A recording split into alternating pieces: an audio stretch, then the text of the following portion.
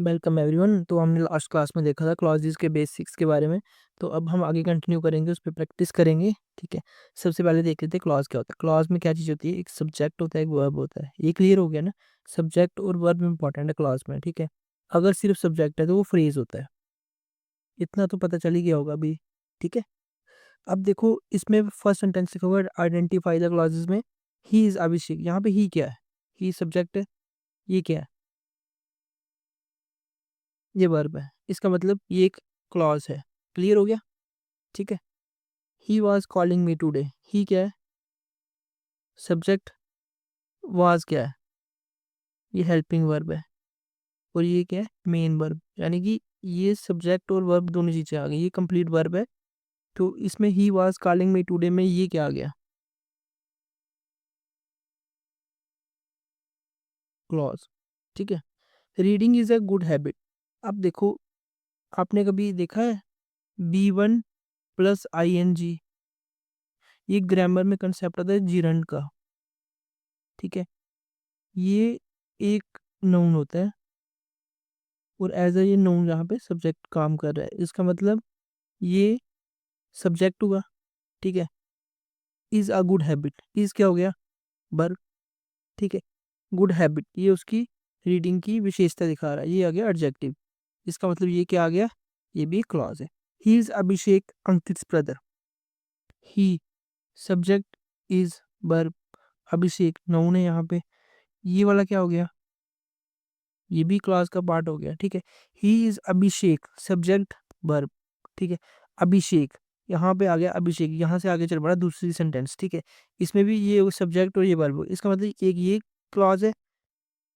He is Abhishek who is Ankit brother. ये देख लिया हमें, ये सब्जेक्ट है, ये वर्ब है, ये सब्जेक्ट है, ये वर्ब है। इसका मतलब यहाँ पे दो क्लॉजेस हो गए। एक ये क्लॉज आ गया, एक ये क्लॉज आ गया। ठीक है। ये कौन सा होता है? ये होता है डिपेंडेंट क्लॉज। हमने देखा था डिपेंडेंट कौन सा होता है, जो अपना कंप्लीट मीनिंग कन्वे ना कर पाए। कंप्लीट मीनिंग जो इनकम्प्लीट मीनिंग देता है, जो इनकम्प्लीट मीनिंग देता है। ठीक है। और ये वाला ही इज अभिषेक, ये कंप्लीट मीनिंग दे रहा है। इसका मतलब ये कौन सा है? Independent clause. ये क्लियर है? ठीक है। फिर हम उसके आगे चलते हैं, एक क्लॉजेस को रिवाइज कर लेते हैं। क्लॉजेस कितने टाइप के? दो टाइप के। एक इंडिपेंडेंट क्लॉज जो कंप्लीट मीनिंग कन्वे कर देता है। ये कौन सा होता है? जो कंप्लीट मीनिंग कन्वे कर देता है। और डिपेंडेंट क्लॉज जिसका मीनिंग इनकम्प्लीट होता है। ठीक है। फिर इंडिपेंडेंट में हमने देखा तीन तरह के, एक नाउन क्लॉज आ गया, एक एडजेक्टिव क्लॉज आ गया, और एक एडवर्ब क्लॉज आ गया। अब हम इन तीनों को डिस्क्राइब करेंगे एक एक सेंटेंस के थ्रू, और देखेंगे कि ये कैसे आइडेंटिफाई करते हैं हमें तो हम या क्लॉज को आइडेंटिफाई करने का कर रहे थे। तो हम देखेंगे कि क्लॉज को आइडेंटिफाई कर कैसे करते हैं। पहले सबसे समझते हैं कि नाउन क्लॉज वाले करते हैं। ठीक है। नाउन क्लॉज देखो, नाउन जो ना वो दो तरह से काम करता है। एक होता है सब्जेक्ट और या तो एक ऑब्जेक्ट। ठीक है। या तो वो सब्जेक्ट होगा या तो वो ऑब्जेक्ट होगा। ये क्लियर है? अब मैं बताता हूँ सब्जेक्ट का काम कौन करता है। हु। और इसका हुम और वट। हुम और वट। अब मैं एग्जांपल लिखता हूँ, I teach English. I teach English. ठीक है। यहाँ पे टीच है, ये है वर्ब। ठीक है। ये है सब्जेक्ट, ये है इसका ऑब्जेक्ट। ये क्लियर हो गया? देखना, इसका क्वेश्चन बनेगा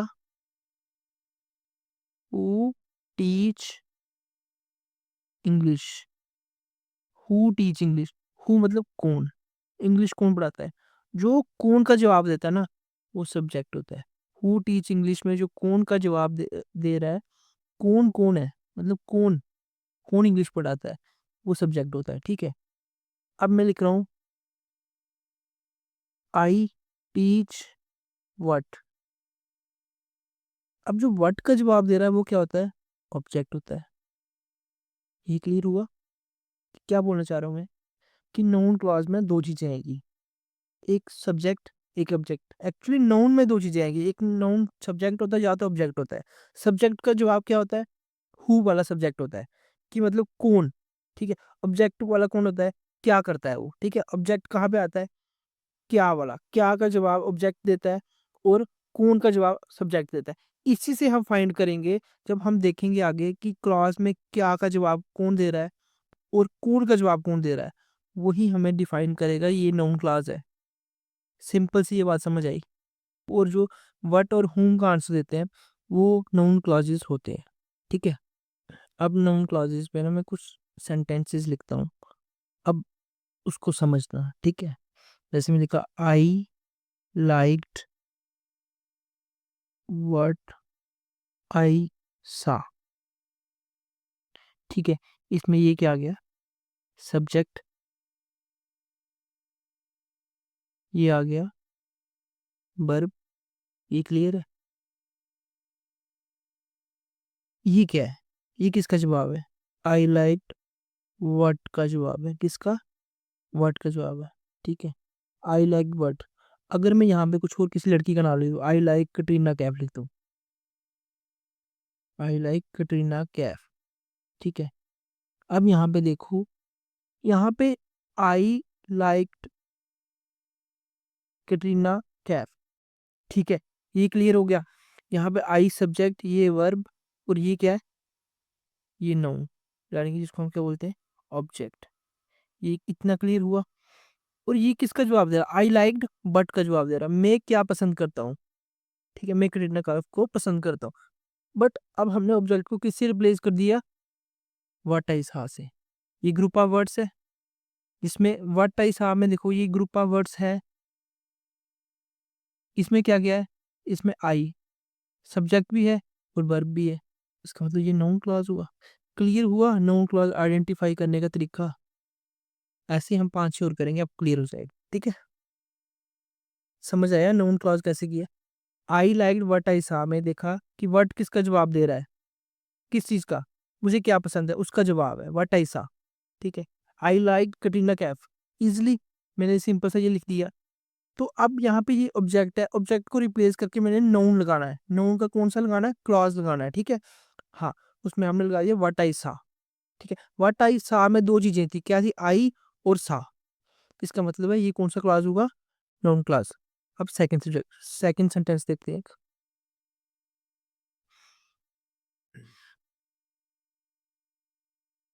आई know that talent ultimately pays. I यहाँ पे क्या आ गया, आई आ गया सब्जेक्ट, ये क्लियर है। नो क्या होता है, वर्ब, ये भी क्लियर है। ये देखना, व्हाट का जवाब है आई नो, बट मैं क्या जानता हूँ, बट का जवाब है। इसका मतलब है व्हाट का क्या जवाब आया, क्या, क्या का क्या जवाब है, that ultimately, that talent ultimately page, ये क्लियर है। बट मैंने बोला ऑब्जेक्ट होता है, ऑब्जेक्ट किसकी जगह लगता है, नाउन, मतलब नाउन होता है ऑब्जेक्ट, ये भी क्लियर है। बट बात ये है यहाँ पे, एक एक चीज थोड़ी है। ठीक है नहीं, अगर मैं यहाँ पे लिख दूं कि that talent ultimately page, talent subject, यहाँ पे वर्ब, मतलब ये ग्रुप ऑफ वर्ड्स आ गए, इसका मतलब बट का जवाब दे रहा है, ये कौन सा क्लॉज हुआ, नाउन क्लॉज। ये क्लियर हुआ, नाउन क्लॉज आइडेंटिफाई करने के तरीके हैं ये। पेपर में यही पूछेगा कि ये कौन सा क्लॉज है, जो बट का जवाब दे रहा है वो क्या है, नाउन क्लॉज। ठीक है, अब थर्ड सेंटेंस देखो, what I said is true.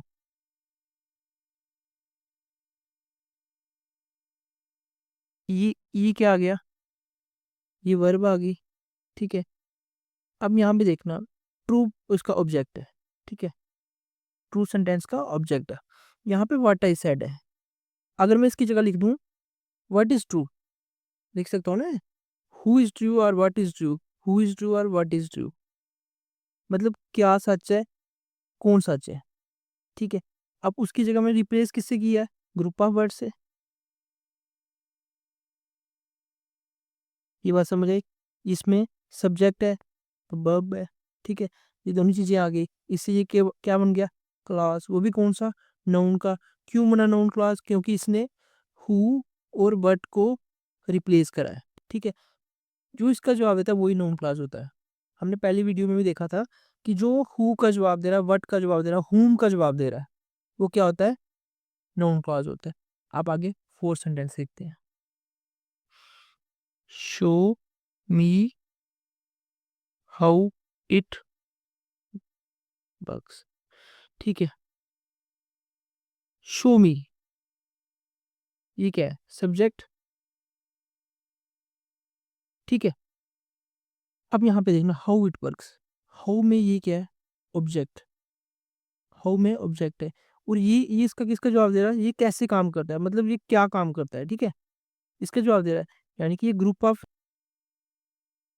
Words है, जिसमें क्या क्या है? सब्जेक्ट भी है, यानी कि ऑब्जेक्ट भी है।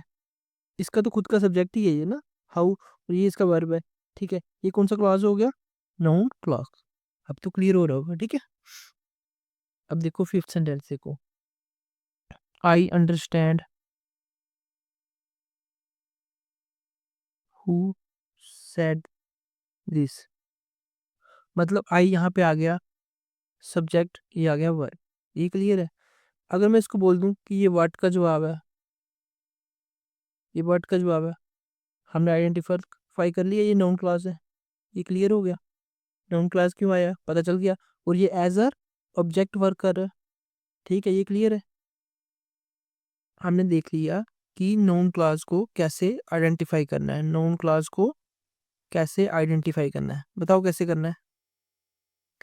यानी कि नाउन क्लॉज कहाँ पे आएगा? दो जगह आएगा। एक आएगा सब्जेक्ट की जगह, एक आएगा ऑब्जेक्ट की जगह। ठीक है, सब्जेक्ट होता है कर्ता। ठीक है, ऑब्जेक्ट होता है जिसपे एक्शन हो रहा है। ठीक है, यानी कि यहाँ पे हु वाला आएगा, यहाँ पे हूम और बट वाला आएगा। ठीक है, ये क्लियर हो गया। जो हूम को रिप्लेस करेगा और बट को रिप्लेस करेगा, ठीक है, ऑब्जेक्ट में, वो नाउन क्लॉज होगा। ठीक है, जो हु को रिप्लेस करेगा सब्जेक्ट में, वो नाउन क्लॉज हो गया। अब तो क्लियर हो गया होगा कि नाउन क्लॉज को कैसे आइडेंटिफाई करना है। अब देखना एडजेक्टिव क्लॉज कैसे आइडेंटिफाई करते हैं। देखो, हमने देखा कि एडजेक्टिव क्या करता है? नाउन को क्वालिफाई करता है, और किसकी फॉर्म में करेगा? क्लॉज में, ग्रुप ऑफ वर्ड की फॉर्म में। ठीक है, यानी कि नाउन की क्वालिफिकेशन होनी है, नाउन को डिस्क्राइब करना है, उसको नाउन को एक्सप्लेनेशन देनी है, बट वो ग्रुप ऑफ वर्ड्स में होना चाहिए। मैं एग्जांपल देता हूँ जैसे। ठीक है, the flowers that we picked early in the morning have withered। अब मैं ना एक चीज पूछता हूँ आपसे, द फ्लावर्स हैव withered, इतना चलेगा? ये बीच में क्या है? फ्लावर्स को एक्सप्लेन कर रहा है, फ्लावर्स की एक्सप्लेनेशन दे रहा है, क्वालिफाइज कर रहा है, क्वालिफाइज फ्लावर्स। ये क्लियर हो गया होगा कि फ्लावर्स की एक्सप्लेनेशन यहाँ पे मिल रही है। ठीक है, और ग्रुप ऑफ वर्ड्स में कर रहा है। ठीक है, इसमें सब्जेक्ट भी है और वर्ब भी है। ये भी क्लियर हो गया। इसका मतलब ये कौन सा है? Adjective clause. अब नाउन क्लॉज और एडजेक्टिव क्लॉज में फर्क पता चला। देखो, हु हुम बट का जवाब कौन दे रहा था? नाउन क्लॉज दे रहा था। जहाँ पे जो नाउन को, नाउन है ना, ये नाउन है ना, इसको क्या कर रहा है? क्वालिफाई कर रहा है। सिंपल। अब मैं सेकंड सेंटेंस लिखता हूँ, फिर आपको और क्लियर हो जाएगा। My friends who are cooperative help me a lot during the exam. अब देखना, अगर इसको छोड़ दो, my friends help me a lot during the exam, ये भी तो एक सेंटेंस है। ठीक है, और ये पूरी कंप्लीट प्रिपरेशन दे रहा है। अब देखो, माई फ्रेंड्स के बाद कुछ लिखा हुआ है, हु आर, ये क्वालिफाई कर रहा है किसको? फ्रेंड्स को। यानी कि ये क्या है? Adjective clause. आपको क्लियर हो गया एडजेक्टिव क्लॉज कैसे डिफाइन करते हैं? यानी कि वो नाउन की विशेषता दिखा रहा है। सिंपल सा देखो, my friends who are cooperative, यानी कि फ्रेंड्स जो हु आर कोऑपरेटिव, यहाँ पे हु आर कोऑपरेटिव में दो चीजें हैं, ये सब्जेक्ट, ये वर्ब। ये क्लियर है? यानी कि सब्जेक्ट भी है, वर्ब भी है। क्लियर हो गया? फ्रेंड्स को क्वालिफाई कर दिया। ठीक है, अब थर्ड सेंटेंस, एक सेंटेंस को लिखता हूँ मैं, फिर समझाता हूँ। I don't like babies who cries a lot.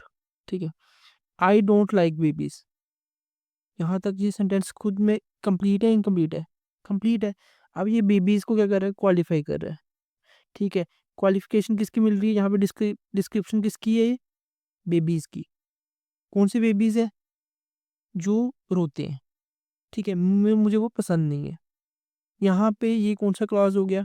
Adjective clause. अब इतना, इतने से आपको क्लियर हो गया होगा नाउन क्लॉज और एडजेक्टिव क्लॉज में क्या फ़र्क है, उनको कैसे आइडेंटिफाई करते हैं। फिर उसके बाद हम देखेंगे एडवर्बियल क्लॉज। ठीक है, एडवर्बियल क्लॉज, इनको आइडेंटिफाई करेंगे। पहले इनकी डेफिनेशन समझ लेते हैं। हमने बताया था कि एडवर्बियल क्लॉज क्या करते हैं? एज अ एडवर्ब काम करते हैं इन अ सेंटेंस। ठीक है, एक सेंटेंस में एज एन एडवर्ब काम करते हैं। और एडवर्ब क्या करता है? Qualifies verb, adjective and adverb itself. अब हमें ये भी क्लियर हो गया होगा कि adverbial clause as an adverb ही काम करता है सेंटेंस में, और क्या क्या कर रहा है? क्वालिफाइज किसको कर रहा है? वर्ब को कर रहा है, एडजेक्टिव को कर रहा है, एडवर्ब को कर रहा है। ठीक है, इसके ना बड़े सारे कंडीशंस होते हैं, जैसे हम बोलते हैं place, time, reason, manner, purpose, condition, degree. ठीक है, ये क्लियर हो गया। और ये हमेशा डिपेंडेंट क्लॉज होता है, डिपेंडेंट क्लॉज होता है। अब समझना बात को, जैसे कोई बेर का जवाब पूछ ले तो वो प्लेस होगा, वो बैन का जवाब पूछ ले टाइम होगा, हाउ का जवाब पूछ ले वो रीजन होगा, मैनर में भी कुछ होगा, इस तरह पर्पस में भी कुछ होगा, बाई का जवाब पर्पस होगा। ठीक है, कंडीशन में भी कुछ होगा। ठीक है, इसी तरह से हम अब आगे एग्जांपल्स देखते हैं, हमें उससे और क्लियर हो जाएगा कि एडवर्बियल क्लॉज को हमने कैसे आइडेंटिफाई करना है एक सेंटेंस में। देखो, अब मैं एग्जांपल सीख रहा हूँ एडवर्बियल क्लॉज की। ठीक है, wherever you go the lamp was sure to go, मतलब तुम जहाँ जाते हो वहां पे तुम्हारा पेट भी चले जाती है। वेयर एवर यू गो, ये क्या है? एडवर्बियल क्लॉज किसका? बेयर का आंसर दे रहा है। कौन से बेयर का? प्लेस। क्लियर है? ठीक है, क्लॉज क्यों बोला? क्योंकि इसमें ग्रुप ऑफ वर्ड्स है। इसमें क्या है? सब्जेक्ट भी है और वर्ब भी है। ठीक है, सब्जेक्ट भी है और वर्ब भी है। ठीक है, अब सेकंड देखो, call call me up when you reach home, मतलब मुझे कब कॉल करना? जब तुम घर पहुंचोगी।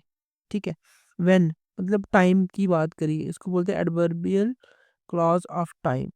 ठीक है, when you reach home, subject plus verb, इसका मतलब ये कौन सा क्लॉज हो गया? Adverbial clause.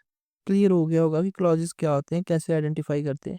और ये डिपेंडेंट है इंडिपेंडेंट है? ये डिपेंडेंट है ना, याद रखना। जो ये वाला क्लॉज होता है ना एडवर्बियल, हमेशा ही डिपेंडेंट होगा। बाकी दोनों इंडिपेंडेंट हो सकते हैं, एडजेक्टिव और नाउन वाले, बट ये ऑलवेज ही डिपेंडेंट होगा। क्लियर है?